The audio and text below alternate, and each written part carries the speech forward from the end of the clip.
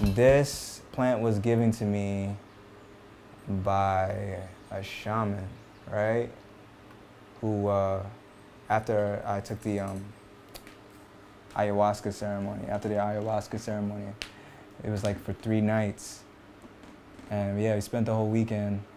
We were doing ayahuasca, and I had like this crazy vision of my grandmother, and stuff that I thought I let go, I actually swept under the rug, and it was like she was just showing me everything that I swept under the rug. And I told him about my experience after. So after I told him, he had another plant like this growing in his house. So he decided that this is a miracle leaf plant. So when you take a piece of this plant, when you take a piece of this and you put it in water, it starts growing roots at the side. So it's crazy. This plant it's crazy how big this plant got. It's crazy. It has its own story, has its own vibe. My uncle even taught me, he always said, this is even on my bio, the spirit is always present. Take what you can from yesterday to build today, for tomorrow is none of your business. So this plant helps me, it reminds me of that every time. Could you tell me a little bit about what you've been working on lately?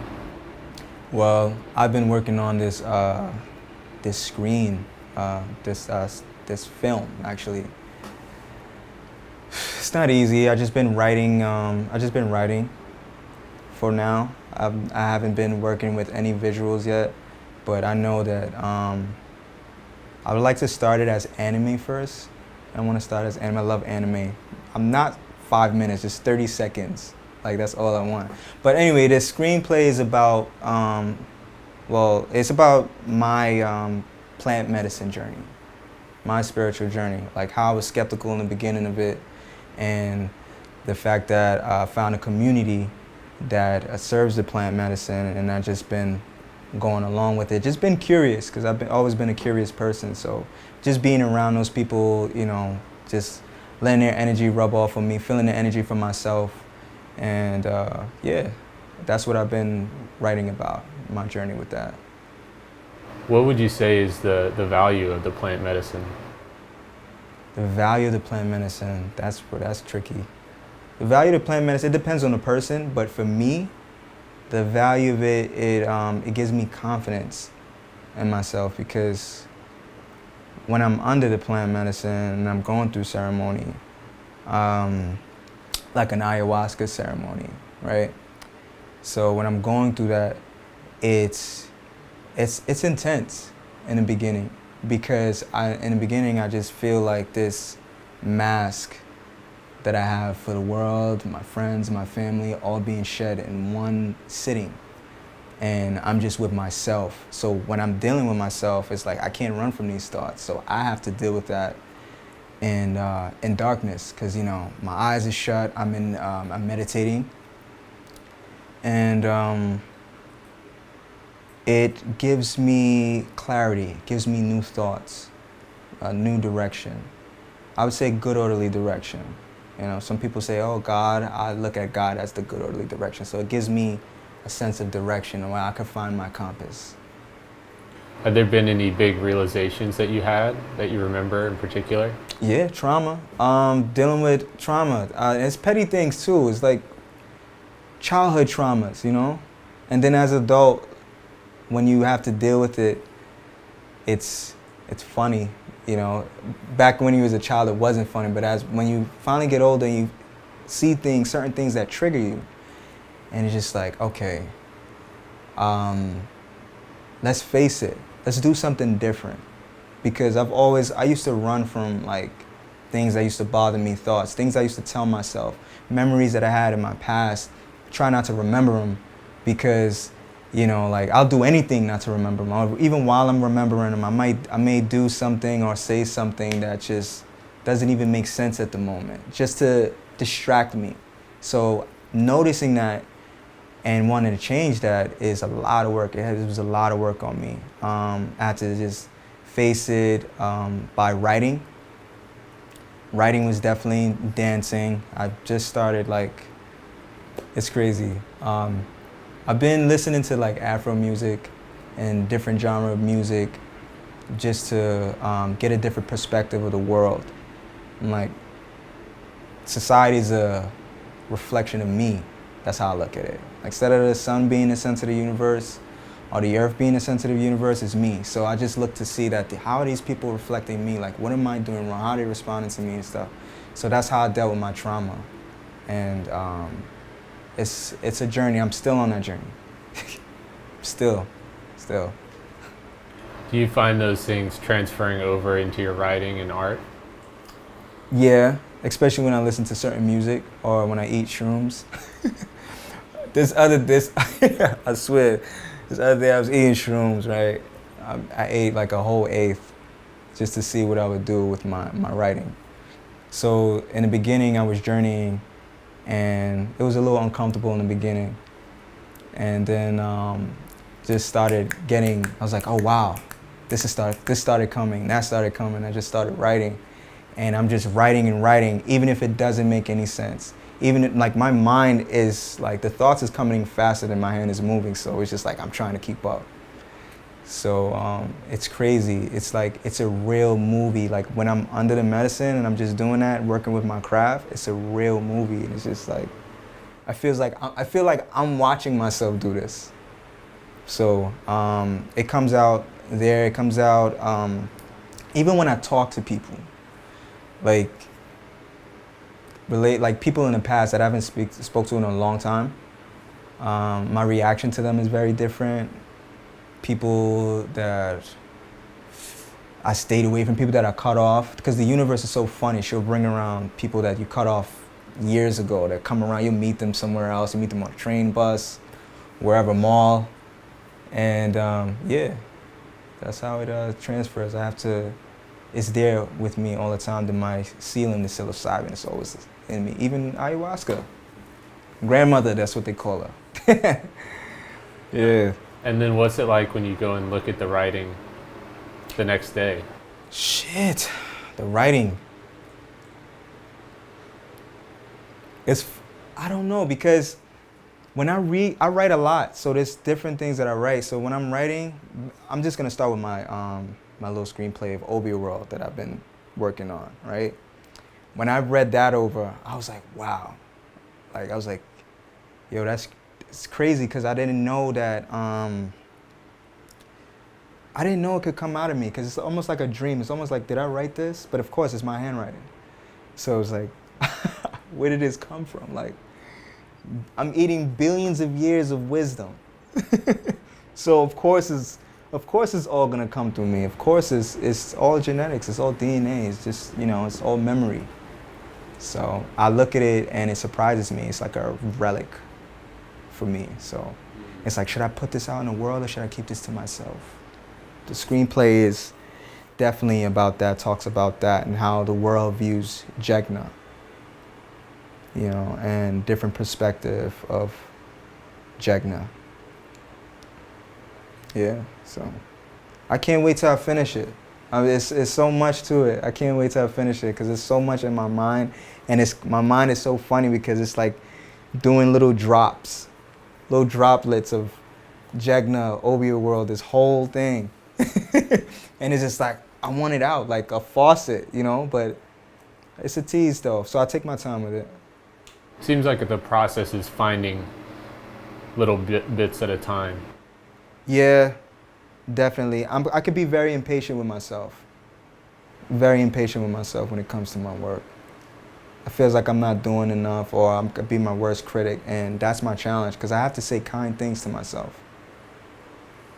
Growing up, I've seen a lot growing up, mom, dad, divorce, and all that other sad story. But I remember, like, when I used to mess up, I used to talk bad to myself, like, even as a kid. Like, even getting in trouble at school, I used to be like, dang, why you have to get in trouble so much? You're such an idiot, and stuff like that. I was like, and then when I got older, it's been like second nature. So telling myself, okay, like, how could I be a better person? Like, okay, if you're doing this, and like, what could you do next? And even it comes down to even talking about people. You know, like some people will have a conversation about the next person.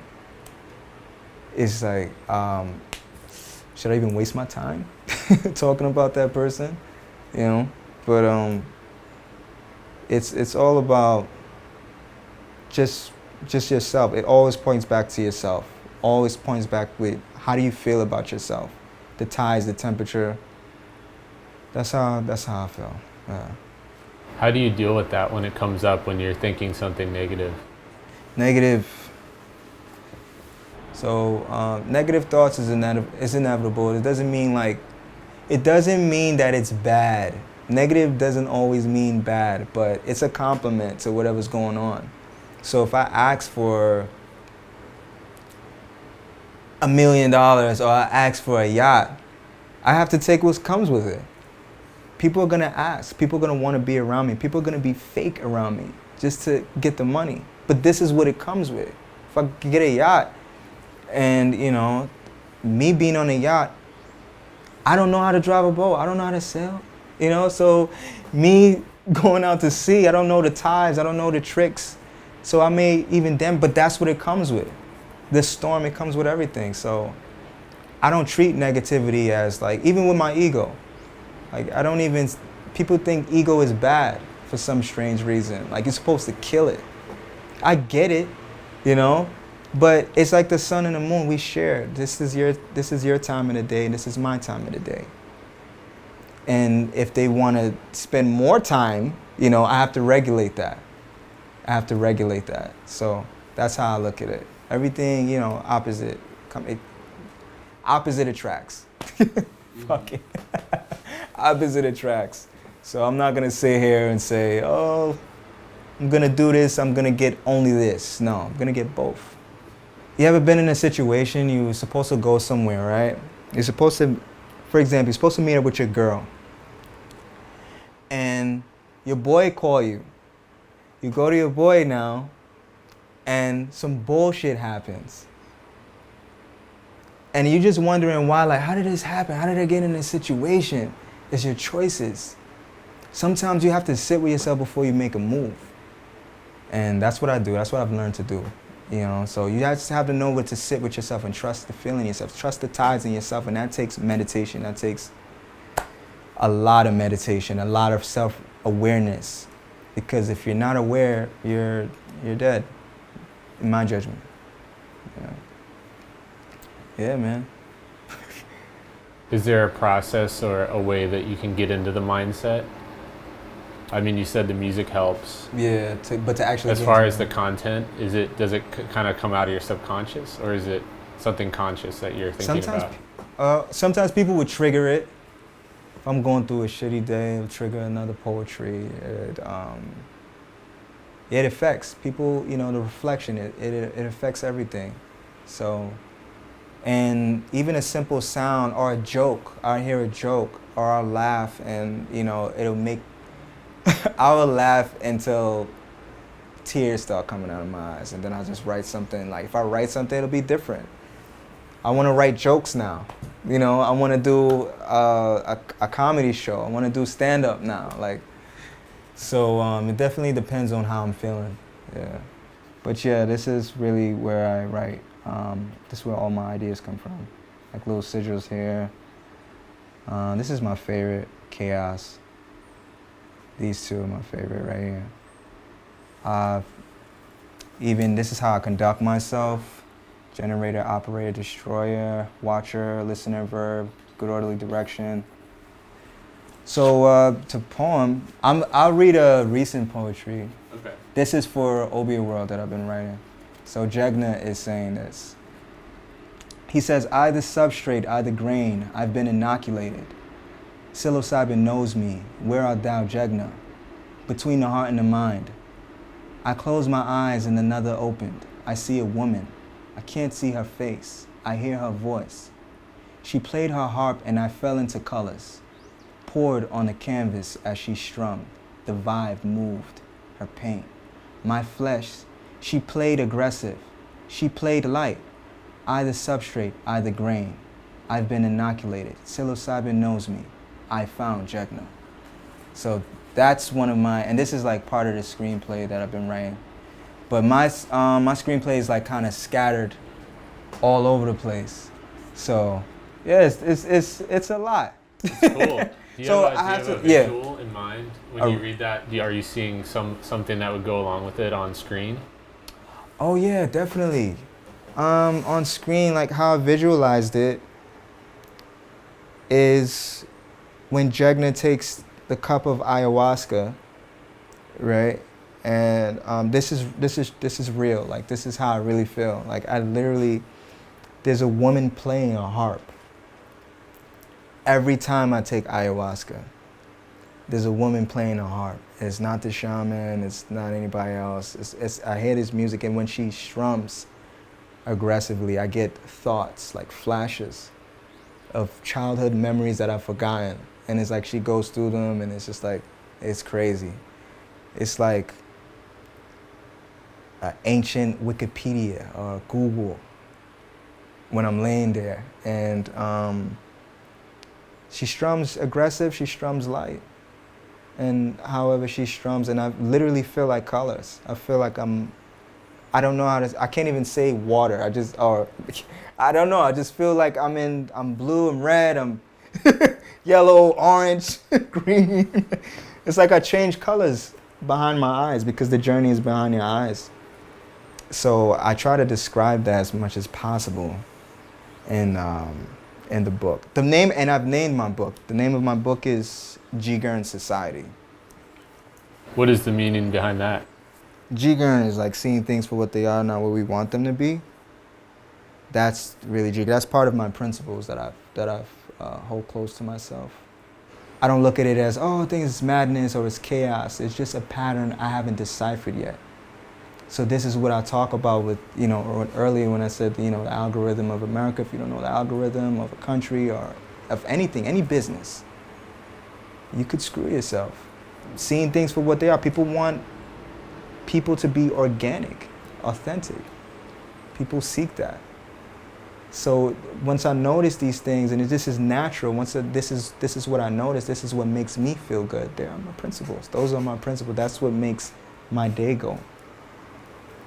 How do you describe authenticity? Is there a way that you would describe being authentic?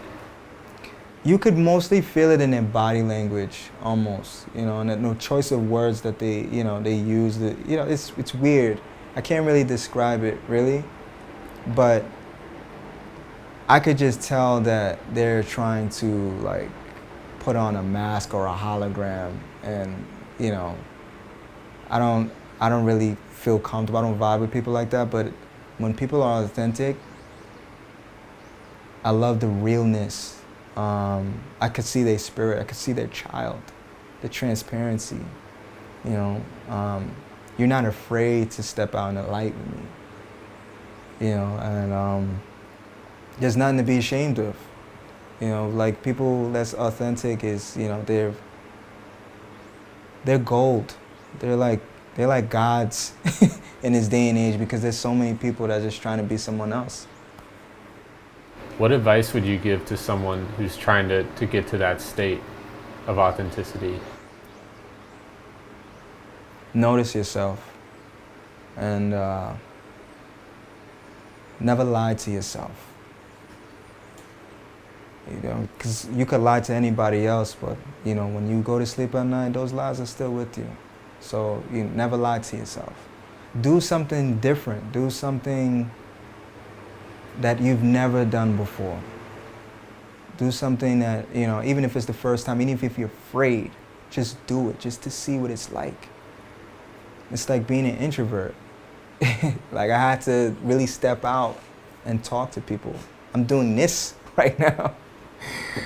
So this is my step, this is my journey. So make that step. Make that step.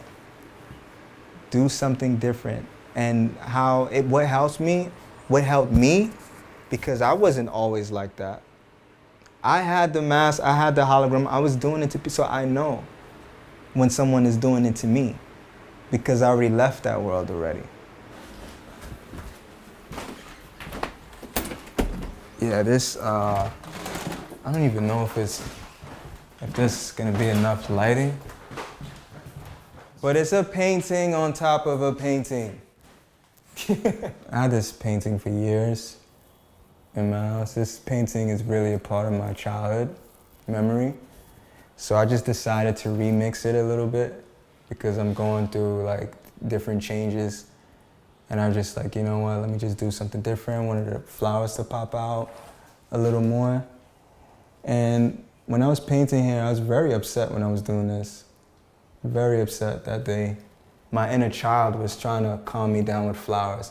And with this sigil, I don't even know what this means. I don't know. I saw this in my head when I was on shrooms and I put this. I was like, you know, I'm gonna draw this out. And now, this is important. This represents, like, yeah, not only like the spirit and the breath, but it really shows the importance of now with the flowers coming out of it. Just to remind me, every time I come into this painting, when I try to do something different with it, I always see this. This was the first paint that I put on it. It's like one of the first colors, yeah. This was, yeah, definitely, yeah, this was actually the first one, yeah. Definitely. I mean, I feel the energy coming, you know, the painting is calling me, it's telling me what to do. Like, there's so much possibilities I could do with it. But I really just want to let go and be vulnerable to a canvas. You know, just want to be vulnerable to it, not force any art to come out. Just take my time with it because this is a childhood memory and I'm remixing it. I'm doing my own spin-off onto it. And this is like another relic for me that I'm gonna have for myself. Oh yeah, and there's something else I wanted to show you too. I'm bring it out. Okay. Definitely gonna bring it out. I'm not gonna lie, I wasn't even gonna bring this out. But this is definitely important to me, this right here, this mask. The story behind this mask. It belongs to the Dinka tribe. I got this from an African guy in Houston and off of Alameda. I was working at Papacitos and I was so frustrated that day because I was trying to get a second job because I was like, this job is nonsense. So I was trying to get a second job, right? So I passed by the shop and this was the first thing. He had a whole lot of other masks and other sculptures in there. So I just came to this, I was like, I need this mask. And every day I would go back to the shop. Every day I would go to the shop. He was just like, oh, you want it? You want it? I could give it to you, you know, for a reasonable price or whatever. So I didn't trust him. I thought he was gonna charge me like thousands of dollars for it. I was just like, oh, I'm not paying that. Like, you know, I'm just gonna admire the mask. I took pictures of it and stuff. So I came back, kept coming back religiously just to spend time. It was weird. Just to spend time with the mask, read up, try to find like any information on the mask, right? I was moving out of my apartment and I was going to Fifth Ward. So I was like, I'm not trying to go up there. That's too far from my job. It's like a 2-hour trip. So when I came out, he's like, yeah, you can have the mask. He said, yeah, just keep it. You come here almost every day. Just take the mask with you. Just take the mask. I said, you sure you don't want no money? You sure? Because I had money in my pocket. So I think I had like 400 on me because I was working at Papacitos. So they were serving money, tips. I tried to give it to him. The guy didn't want nothing to do with the money. He said, that mask is yours. I was so excited. I put the mask on and I walked out. I walked out the store. I walked home with this mask on. And you could see the eyes, you could barely see through it. Like, I put it on, right? But I can't put it, when I put it on, right? You can't even see through here, like this right here, you could barely see, but I was just so excited and I could still smell the incense from the store. I walked home with this, people looking at me on the street, this guy's crazy. This guy got a mask on, he's walking down the street with this mask. And I didn't care. People were saying all types of things like, take that mask off your head, or like, what are you trying to do? Like, you know, like people were saying so many weird stuff to me. I didn't care. I was so excited. I was in my own bubble. And ever since then, I just like, every time when this mask comes around, every time this mask comes around me, something changes. My business is going, and just me being excited, all these thoughts coming into my head. My journey has been different. So it's a different vibration. This mask has its own vibration, it has its own story. A lot of people may think like this is just a mask and these things are inanimate objects, but these things they have life, they have energy. Atoms are in here and they're constantly moving. So how could you say it's not alive? Of course it's aware of me, it has memory. So I personally feel that's my interpretation, that's my relationship with this mask, with everything around me. Once I understand everything's alive, I know how to, well, not manipulate everything, but harmonize with everything, I should say. It's cool to be able to kind of channel energy through it. Yeah, definitely. See it as something that brings you inspiration. Absolutely. Like, this mask has made so many drastic changes. Like, I was bouncing from state to state with this mask because it's just like, it has its own energy, And yeah, it's beautiful. It's beautiful. I'm glad it's here, and I'm glad I could share this because I wasn't even planning on doing this. I was just like, should I bring this out? And I was just like, just off of the vibe and just what we're talking about here. Yeah. This is an important part of my life, So I just decided to, share this with everybody. This is dope. It's my guy right here. It's a really cool story. Yeah, it's a dope story. The tides of the universe. Yeah. Love it, man. That's definitely. Cool. So this is a relic. This is a relic of mine that I'm gonna be taking everywhere I go. Everywhere I go.